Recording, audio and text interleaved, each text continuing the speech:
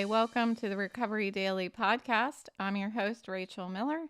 I'm a stroke survivor and grateful recovering alcoholic.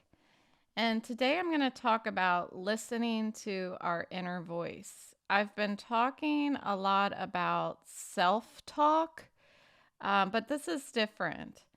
I've been so focused on my body, on my brain, on making sure that I'm, those hierarchy of needs, meeting the hierarchy of needs, that I realized this morning in my sobriety meeting that I have probably, I wouldn't say stopped listening, but I'm listening a little less. I feel like. So the meeting this morning was about listening to God. And I don't know what that means. If I'm being totally honest, I don't know what that means. Um, I've mentioned my challenges with faith. And so when I listen, they say meditation is listening to God and praying is talking with God. And when I'm meditating, if I'm listening, if I'm actually trying to leave myself open, it's really, really hard for me to figure out how to explain this and articulate it. But I'm going to try because that's what I do on here. So when I listen, I only hear myself. And I would call that like my inner voice. There's your self-talk, which for me is that the techniques that I talk about in the podcast about how to achieve serenity and having the willingness, all of those things, these techniques and methodologies that I live by. But once I have serenity, what do I do? How do I choose my path? I'm at this transitional period in my life where I have pretty much the decision that I need to choose a new path has already been made for me. I can't work the doing the job that I used to be doing. I can't work on a digital device for 8 hours a day. I barely, like, this podcast pushes my edge with being on a digital device. And because of that, I'm trying to learn how to do it using voiceover.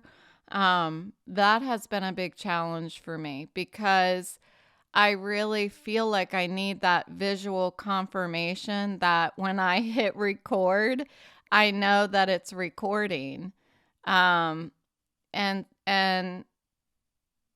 so there are points where I have the screen on, but it's probably less than 60 seconds where I open up my QuickTime player and I hit play, or I hit record. And then after my podcast, I open up, well, I already have it all open. I have a template open on my computer where I just slide that file of my recording into Adobe Premiere Pro.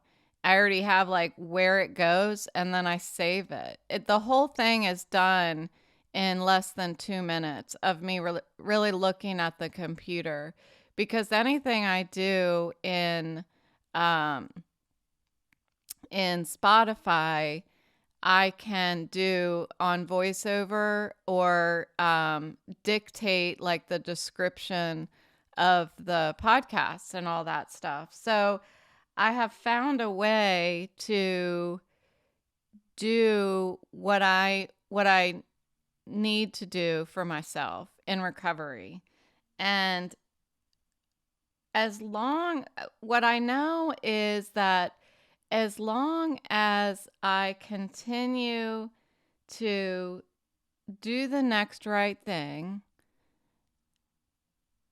I know intellectually that I will be cared for, in this transition period. I know that there are, I have insurance. There are, protections out there for disabled people. There are uh, accessibility type educational programs for people with disabilities. It's a little difficult for me to right now. I don't think it will always be this way, but for me to find what I need, because I have visual challenges. Doing that research is a little slow going, but I'm getting better, knowing that researching on my phone goes a lot faster than researching on my Mac and that kind of stuff. So I'm getting there. Um, but back to this inner voice. There was an inner voice that said, I need to start a podcast. I don't, it's not like I ever in my entire life thought about starting a podcast. Never. I never thought about it for 1 second. But when I made the decision that I needed to go on disability and that I could no longer live the way that I was living with the pain and with the inability to focus both mentally and visually on the computer screen, I decided that I was going to start a podcast, that I needed to share my experience. And I don't know why. It's just what happened. I didn't even think I didn't think it forward. I didn't play the tape forward. I sent a message to my brother and said, "Hey, will you set me up a podcast account?" And without question, he set it up. He got help from my niece, and they set up a podcast account for me. And and so here I am. I've been doing it. I think I checked, I think this morning, that I have like 86 episodes or something like that, 86 in a row. That's pretty impressive, I have to say so myself. But what was that? What was that inner voice? I don't know. Yeah, I know that when I entered into my sobriety program 7 years ago, I was told that I can act as if I don't have faith in my own concept of God, I can act as if, pretend. So that's what I did. Um, I I took all suggestions because I didn't have anything to lose. I was going to die if I kept drinking. So I didn't have anything to lose. And in this acting as if, I started praying. Praying to who? I'm praying to whatever this concept of my God is, which I've expanded into this concept of my higher power, which is everything outside of myself. And I started speaking to it. And I started listening to it. And it, again, is everything outside of me, which is my loved ones, it's strangers, it's people in my program. It's just pausing. It's responding instead of reacting. It's thinking things through in my life. The only way that I can listen to what my inner voice is, and I feel like that inner voice is a product of self-talk.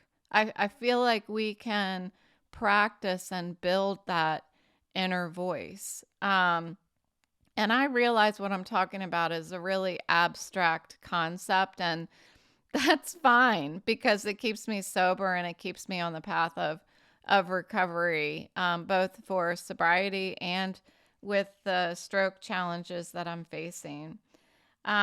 So what I was thinking this morning is that inner voice that I don't even know what it is. I'm not hearing it necessarily.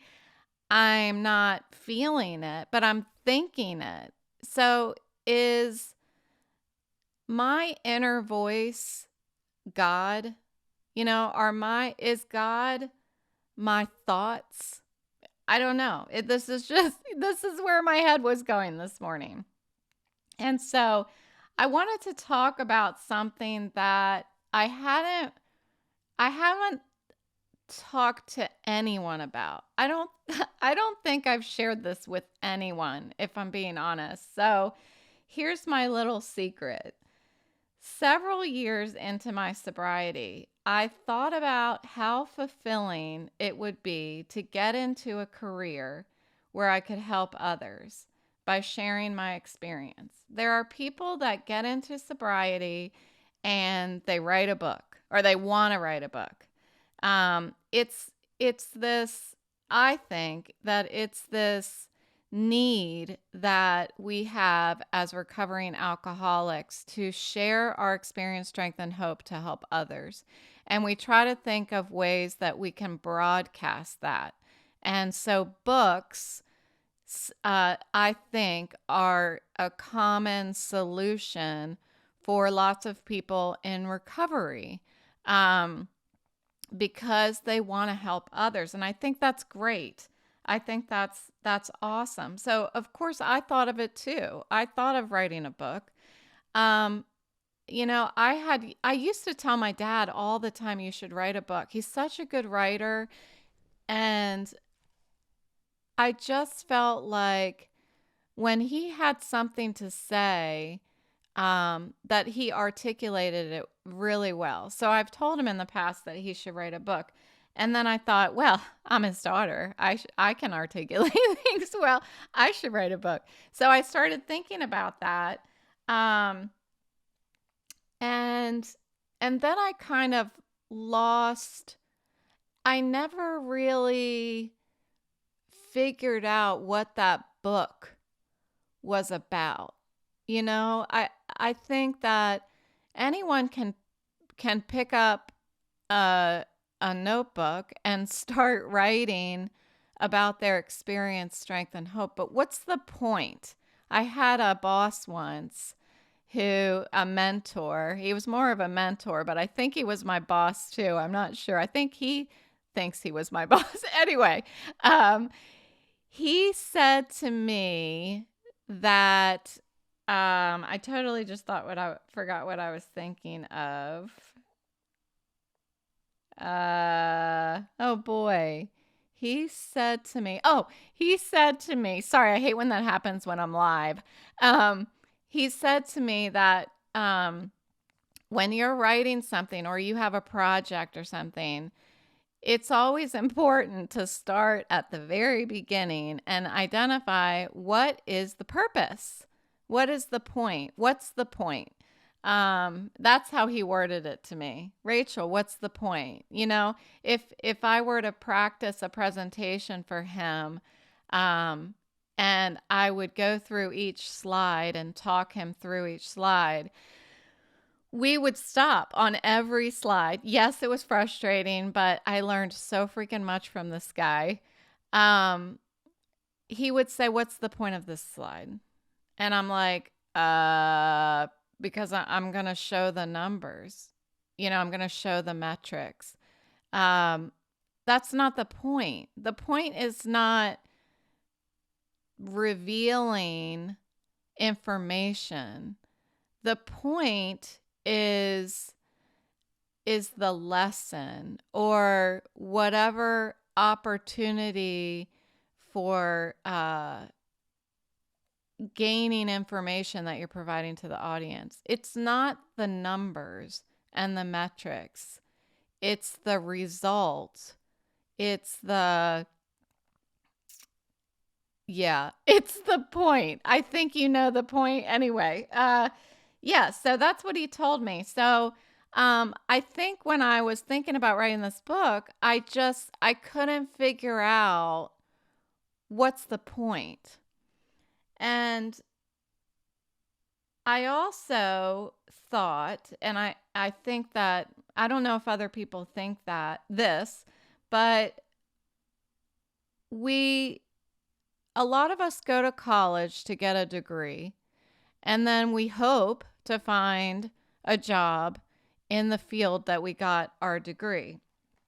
So I got a degree in pure mathematics, and I ended up over several years doing several different things. I ended up as a marketing director. Is there a correlation? Yeah, a little bit. I think that experience, being educated in math, piqued my interest in metrics and analytics and everything. And I have done a lot of that over the years. But using that experience, it introduced me to my job, and it introduced me to a lot of other opportunities that I was able to learn how to look at the whole picture, whether it is across my team in marketing, across how my team works with the other teams in our organization, or how, from a corporate level, how it's all working together.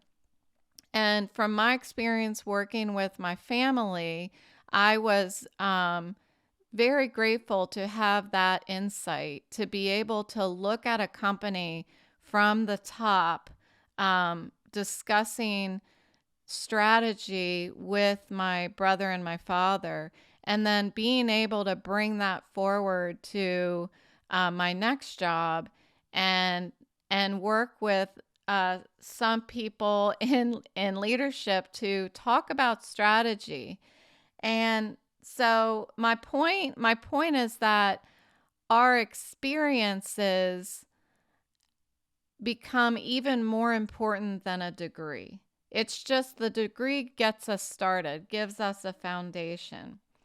And I feel that the fact that I saved my life from the depths of alcoholism is a degree. It gave me a degree. Congratulations, you almost died and lost everything. We knew you could do it. Here's your degree. You're a recovering alcoholic.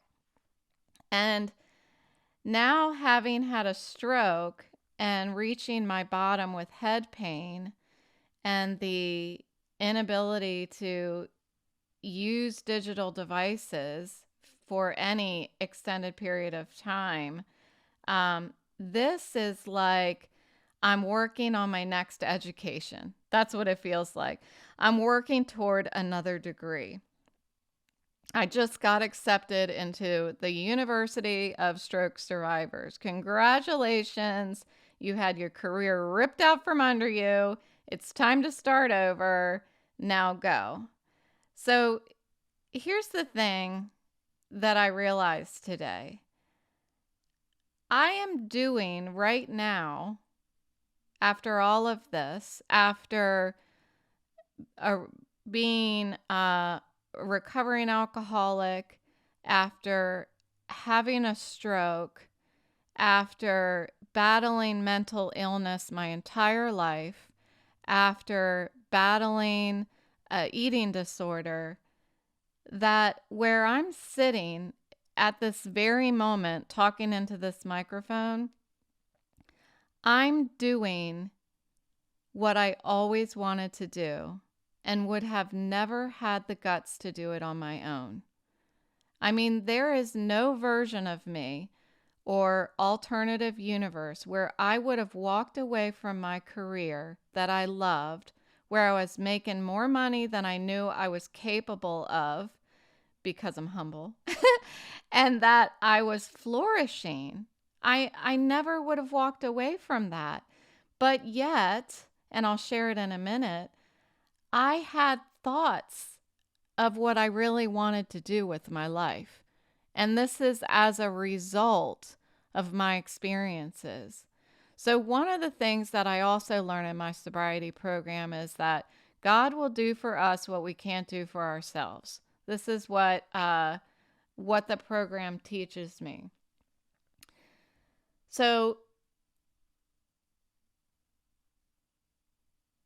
not only do I have my experience in all of these things, but I've been able to customize my sobriety program to include stroke recovery, to include mental health, to include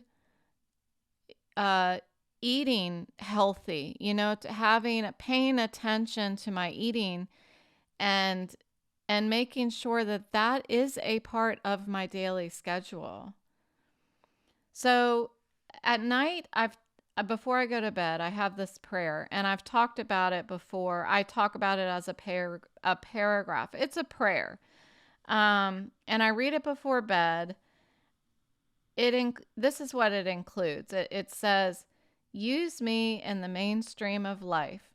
Remove worry, remorse, or morbid reflections, that I may be of usefulness to you and my fellows."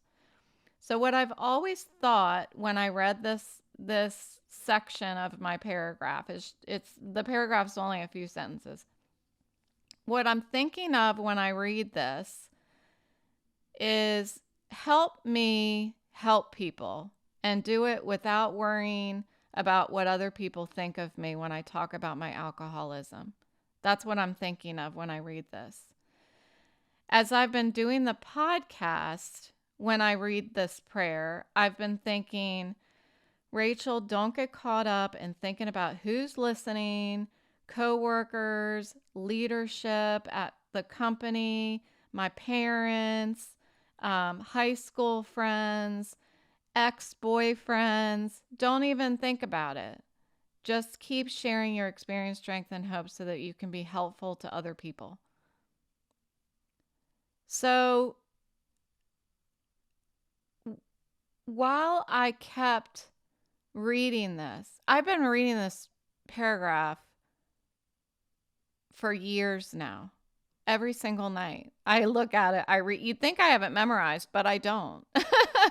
I tried. I don't, because when I stopped being able to look at it visually with my eyes, I had to try to remember it until I could read it again, which took a couple months now. I haven't really been able to read it. It's on it's typed and it's kind of small, and it just it doesn't feel good on my head. So I was doing a version of it in my head.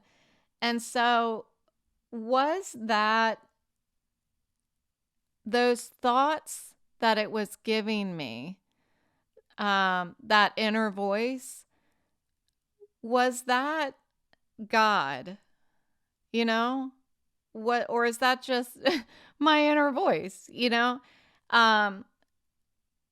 I started listening today to YouTube videos. I never used to listen to YouTube, but YouTube has been so helpful with my vision impairment, because it's like Googling, only I just get to hear all the results instead of having to read them. So I've been a huge a huge fan of YouTube, except for there's too many ads. It gets very difficult to navigate YouTube with voiceover, but I'm getting better at it. I kind of am starting to know what's an ad and what's not an ad, and so on. So I was listening to videos that say, how do you know if you're what how do you know the difference between God's voice and your own, or something like that.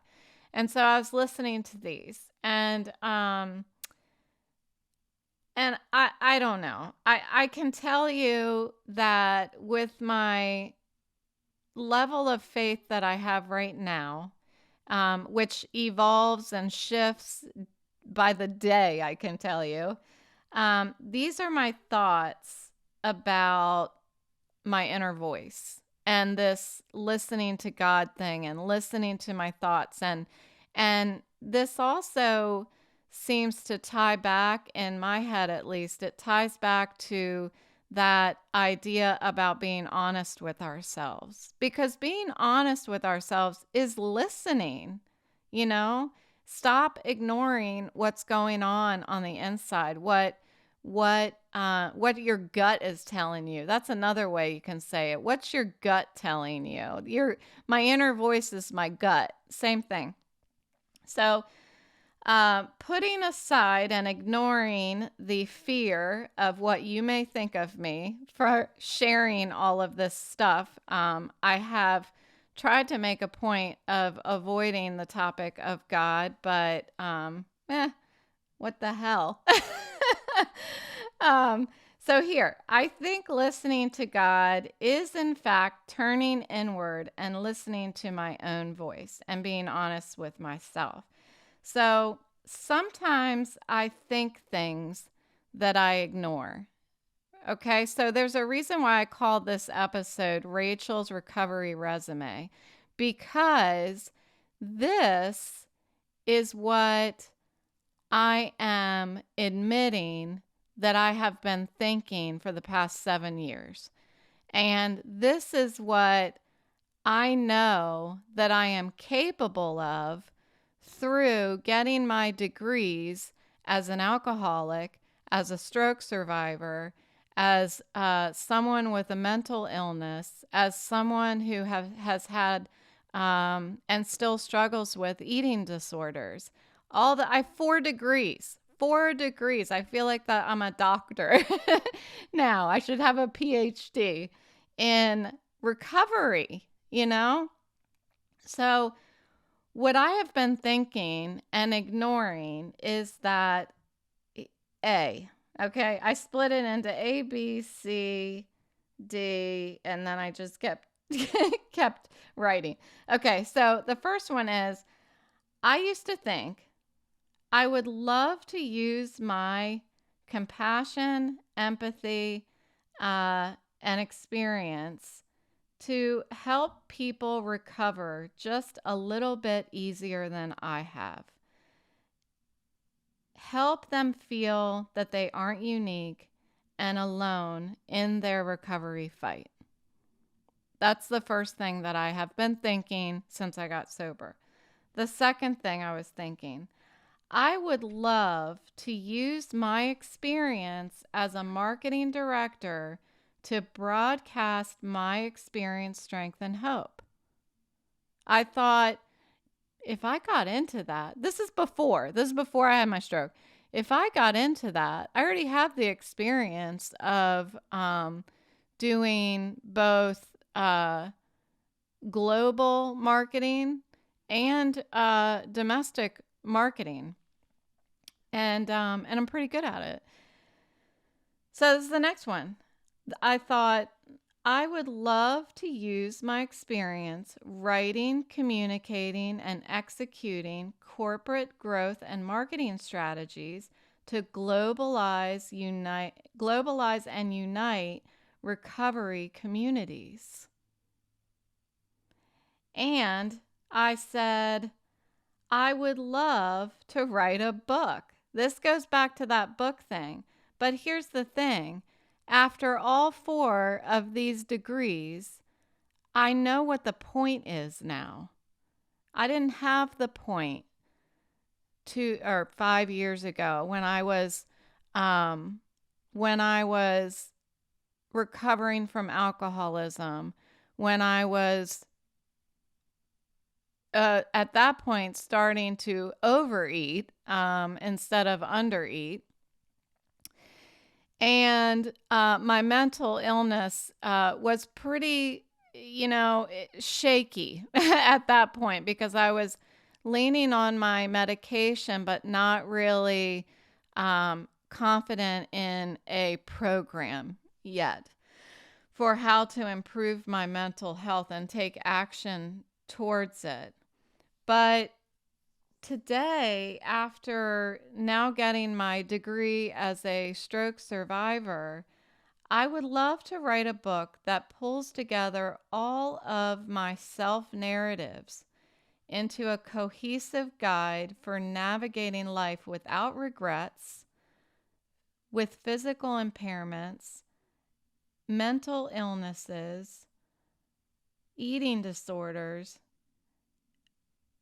without all of that weighing down my backpack, but rather inflating it like a hot air balloon that carries us above and beyond anything we could have dreamed up on our own for our life's path.